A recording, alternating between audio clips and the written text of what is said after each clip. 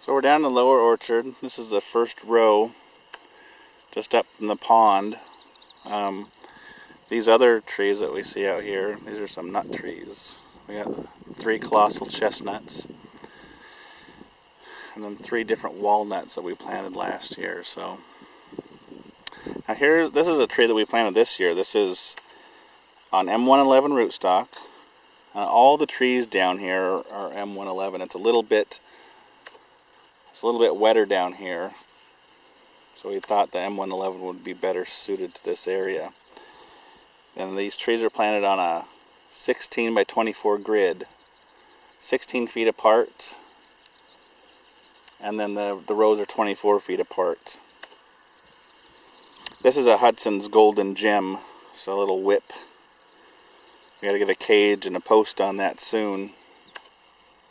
And this is the oldest part of the part of the orchard too. This is where we started planting trees in 2009.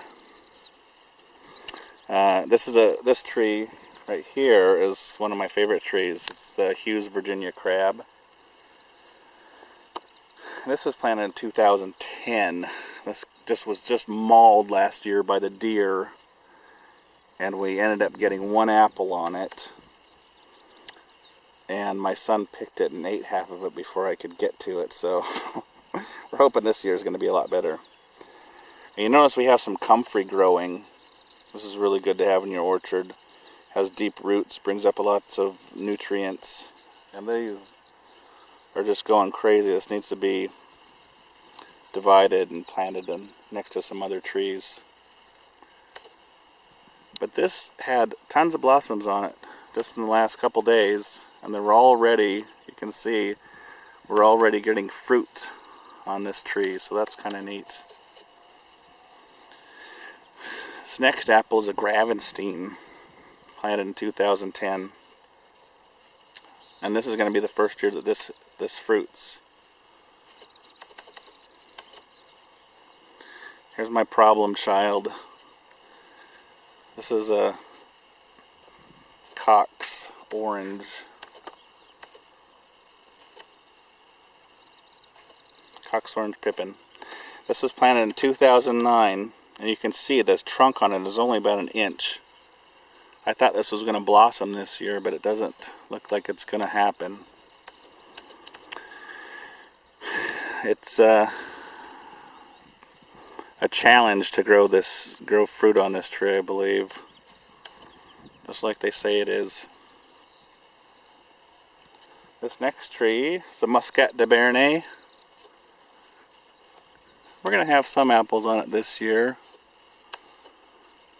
A lot of these trees in this part of the orchard, we had some apples last year, just not too many though. So production's increasing more and more every year.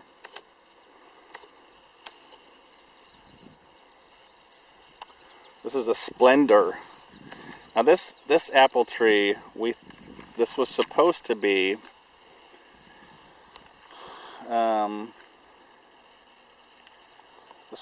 an Egremont russet, and we took some pictures of it and posted them online, and found out that it wasn't. There was a mix-up when this got grafted. So it's a nice apple. It's a kind of red apple, quite big, real tasty. I don't see any blossoms on it this year though. We had some apples on it last year, not too many, so you wouldn't think that it would be going into a every other year producer.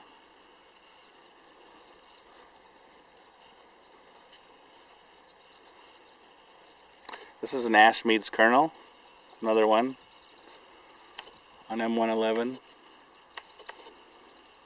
I have a few apples on it this year.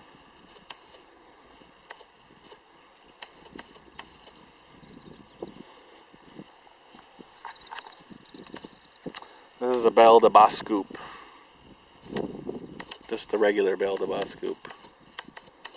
We have quite a few apples on it this year.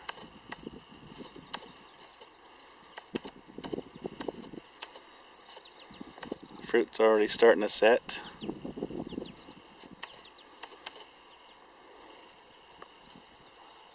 This is a Bramley.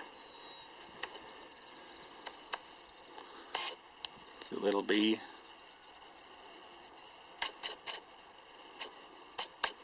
This is going to be loaded this year.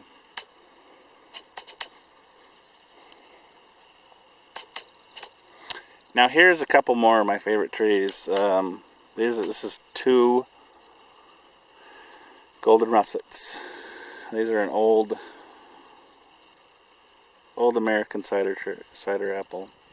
They're also really good to eat. They're a little russeted apple, sweet, hard. There's a bunch of bees on this.